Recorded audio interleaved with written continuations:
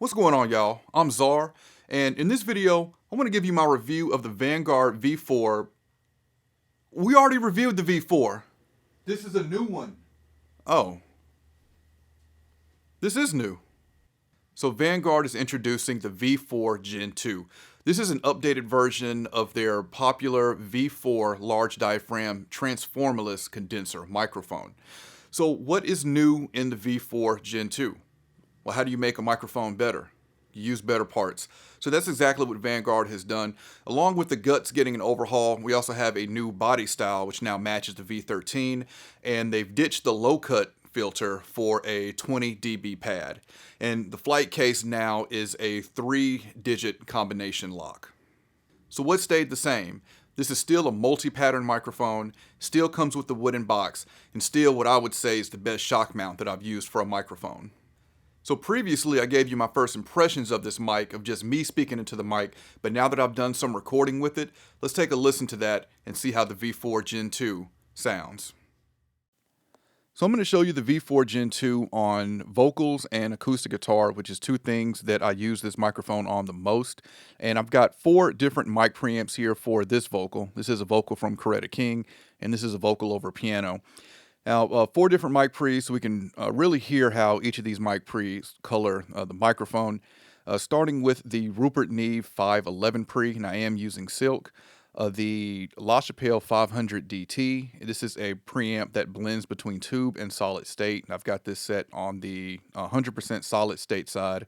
The Phoenix Audio Ascent mic pre, which is transformerless input and has a transformer on the output. And then the classic tube Avalon 737 preamp. All right, so this is with the Neve 511. Y'all know the drill, no other processing on these vocals, but I do have a little bit of reverb on it. Just one look at you, and I know it's gonna be a lovely day, lovely day.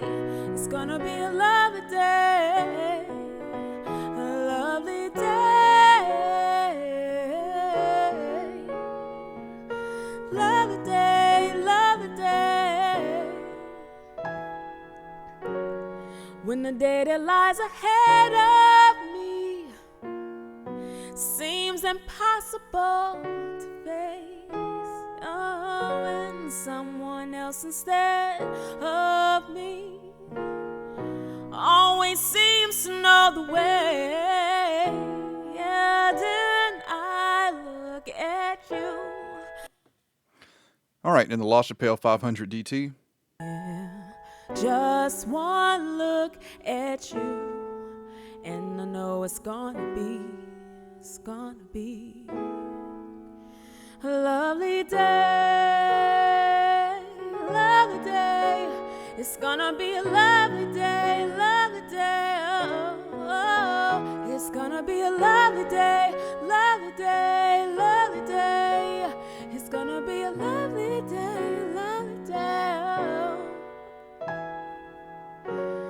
When the day that lies ahead of me seems impossible to face, oh, when someone else instead of me, oh, always seems to know the way, oh, then I look at you.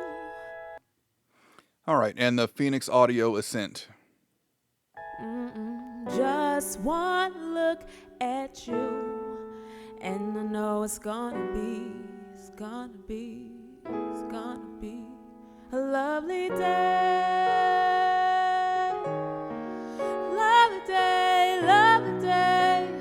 Oh, it's gonna be a lovely day. It's gonna be a lovely day, lovely day.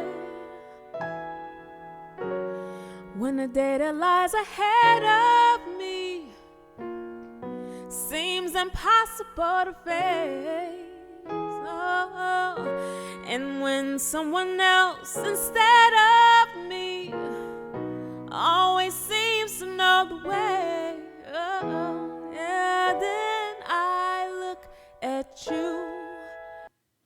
All right, and finally the Avalon 737. Yeah, just one look at you, and I know it's gonna be a lovely day, lovely day, lovely day. It's gonna be a lovely day, it's gonna be a lovely day.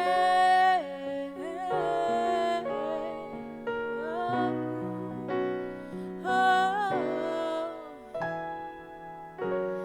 when the day that lies ahead of me seems impossible to face, yeah. Oh, and when someone else instead of me always seems to know the way, oh, then I look at you. So let's talk about these. Comment below. Let me know what you think or which preamp you preferred on her vocal with the V4 Gen 2. Personally, the Neve 511 was definitely my favorite. And with the Silk, it is adding a touch of high end there. And it's to the point that I don't think that this vocal needs any EQing on the track that was recorded with the Neve 511. My second favorite was the La Chapelle 500 DT. It's full, it's warm without sacrificing the high end, and again, not something I feel needs EQ. The Phoenix Audio has got an interesting color to it. The low mids weren't as clear as I want it to be, but I don't feel like it needs to be EQ'd out. I feel like it's just the color of that mic pre, and I think it could use a dB or two on the high end. The Avalon 737 was my least favorite. It just sounded smaller than the rest of them, and it also actually was a little noisy. Might need to get that serviced, but so there's that vocal on those four preamps. One thing consistently through all of these, though, it was not muddy and it handled S's very well. So that is a great thing because those are two areas that I have to address with a lot of vocals when mixing is the low mids as well as the high end. And the V4 with its neutral sound, that's two areas, even with all of these mic pre's, well, except the Phoenix, I feel like we need to add just a little high end there. But consistently, though, not muddy, very clear, full sound. Now let's take a listen to another vocal. So this will be a vocal and acoustic guitar from Larissa J, and we got two tracks here. First one is the V4 Gen 2 with a Tone Lux MP5A, which is a transformer in and out mic pre, and the second track is the Phoenix Audio Ascent, which again is transformerless on the input, transformer on the output.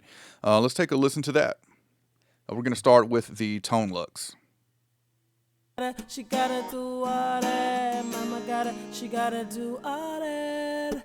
The thoughts that have been in my head, in my head, in my head. The thoughts that have been in my head, in my head, in my head. First thoughts when I hop out of bed is, how am I gonna just impress myself plus everyone else? See, my mama always taught me to look my best from the. And the Phoenix Audio pre. She gotta do all that, mama she gotta do all that. The thoughts that have been in my head, in my head, in my head. The thoughts that have been in my head, in my head, in my head. First thoughts when I hop out of bed is, how am I gonna just impress myself plus everyone else? See, my mama always taught me to look my best from the. So let me know in the comments which one of those you preferred. Personally, I think I would go with the Phoenix Audio. I just like the tone of it a little better, but they both sound really close to me. Able to get a really good balance between the guitar and vocal with the V4. And transients came through well. The vocal was nice and clear even with the guitar there. And again, we don't have any high mid or harsh S's coming through as well. Lastly, let's take a listen here on guitar, and this is with the Phoenix Audio Pre.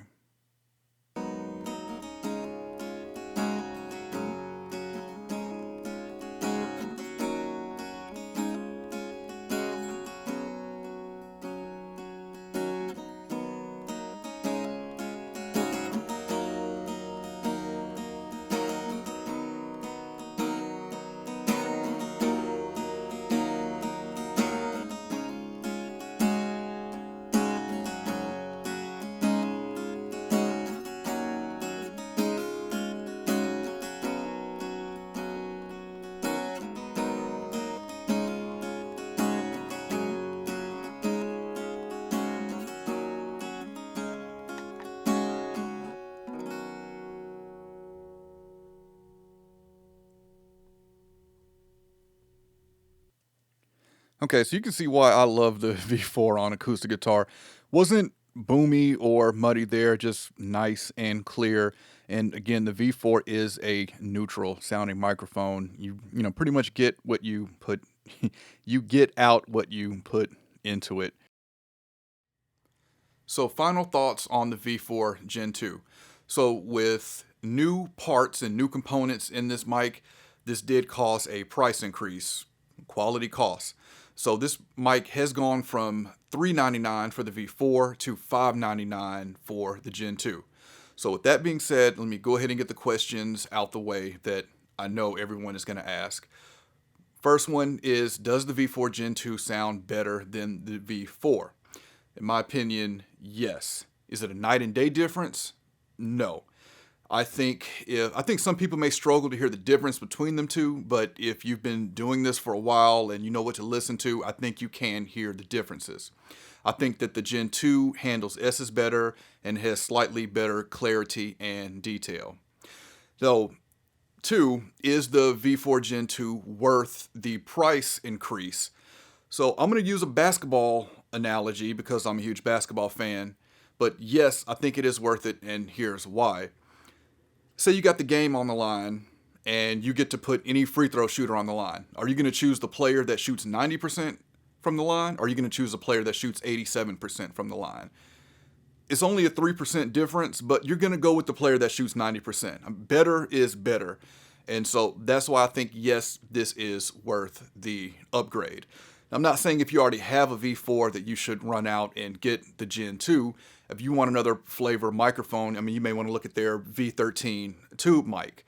But if you don't have a V4 and you're still looking at the V4, this is absolutely worth the price, especially when you look at the fact that this mic has been compared to the Mojave MA50, and I used to always recommend the V4 over the Mojave because the V4 is a multi-pattern and it's just more versatile, where the Mojave is cardioid only. Well, now the Gen 2 is $599. The Mojave has also got a price increase, and still being the same microphone, up to $599. So now they're both the same price. The V4 is still more versatile, so I'm going to still recommend it over the Mojave.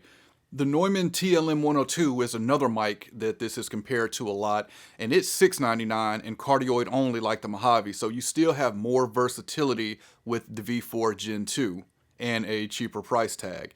And if everything goes right, I will have a shootout with the V4 Gen 2, the Mojave MA50, and the Neumann TLM, and maybe another transformerless mic I can get my hands on coming soon, so stay tuned for that. So even at $599, I still think this is very comparable to other mics within its price range, especially when you look at the fact that it is multi-pattern. You've got a 20 dB pad on here now. I'm not mad at the low-cut filter being removed because most of my mic pre's have a low-cut filter on that. But 20 dB pad is a little different from what you see on most mics, so that being new.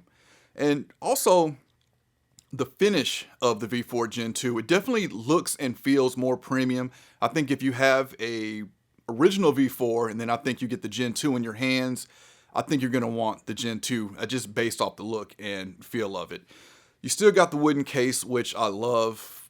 That is something that you just don't get with mics in this price range. And then you also get that great shock mount that Vanguard makes as well.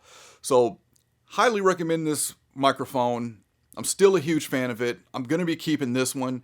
I think my original V4 I may leave at the recording studio and keep this one here in my studio. I mean, they both will get used, but I definitely think it is worth the upgrade. Again, a very neutral sounding microphone. You've got the clarity and detail there, and it works well on, pretty much everything I've put it on. I haven't recorded electric guitars with this, but the original V4 worked great on that, so no reason why this one wouldn't as well.